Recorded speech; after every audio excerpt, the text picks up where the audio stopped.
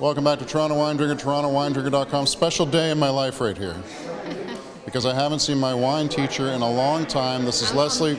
I'm going to permanently be your wine teacher forever. You're just the permanent wine teacher for all time.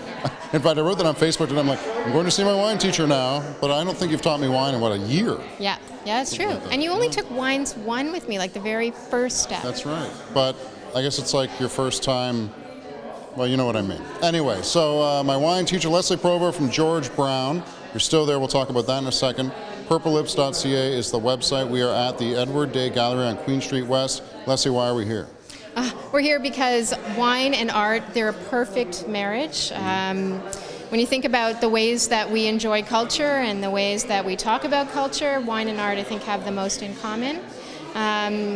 This is a really, the show here at the gallery today is culled from collections around Toronto, significant art collections, and I've done my best to kind of reflect that with wines with a little bit of age, wines that show sort of what happens when they get hidden away for a little bit of time. Nice. So, nice. Yeah, I know it's contemporary art, but the bottle of wine that you just served, now you've had some other stuff that was contemporary wine, but the one you just served, talk about that, because that's kind of an interesting story.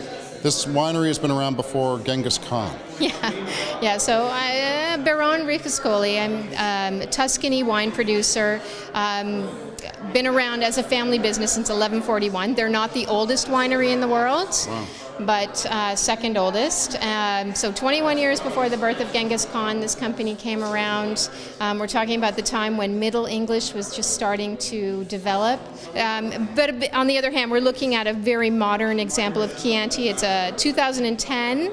It's the youngest wine we're drinking tonight. But also on top of that, it's a very modern blend. So 80% Sangiovese with Cab Sauv and Merlot thrown into the mix.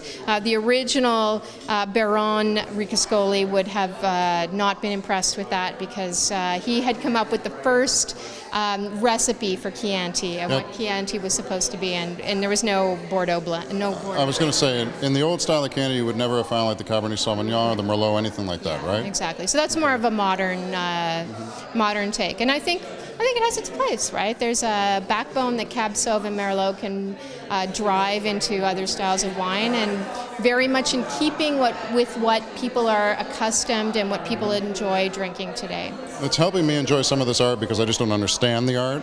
So I find that the more I drink, the more I just get in. Oh, look at that! Now I see it. Yeah. What's talk to me about some of these art, because you actually know some of this art. It's weird because I don't know a whole lot about art. I did study a little bit of art history in university a million years ago, but a few of these artists I do know who they are. So like Kent Monkman, for example, who does these really incredibly romantic, traditional styles of large format oil painting, but often with really cool gender-bending, homoerotic kinds of themes, which is pretty cool. Yeah.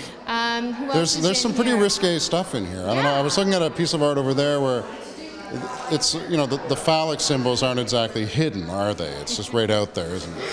But it's great because I think we live in an era for phallic symbols. Yeah. Well, no, but art is always supposed to be the outsider, right? Art is also supposed to be does a really great job of reflecting culture from the outside, and gender and sexuality today is a really important voice in that media. And that's as far as I'm going to even talk into art. I was going to say. That's outside my specialty.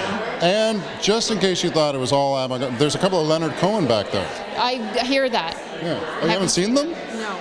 They're right around that corner. Awesome. Great. Because someone was like, where are they? I'm like, I don't know. I don't have time to look. So. They look like pencil drawings that he did like on the tour bus, but they're Leonard Cohen pieces of art. This show has been extremely interesting. These are not insignificant paintings that have sat in important private collections for some of them 20 years. A very special collection of art. I'm really happy that we got to be here for this. Nice. Congratulations for putting this all together. Last question about how's the school stuff going? Good. Yeah, George Brown, I think we're looking to develop their courses a little bit more. I think it's going to only be better there. Nice. Good for you. purplelips.ca, check in with her. You're also on Twitter and Facebook, and you're sending out newsletters now. Number one's out. First newsletter went out. It's been about a year. I've been waiting for that thing. Yeah, and you haven't been waiting the longest. All right, thanks a lot, Lesley. It's good to see you. Thank you. Cheers to you and the Chianti, and everybody. We'll see you at TorontoWineDrinker.com. Bye-bye.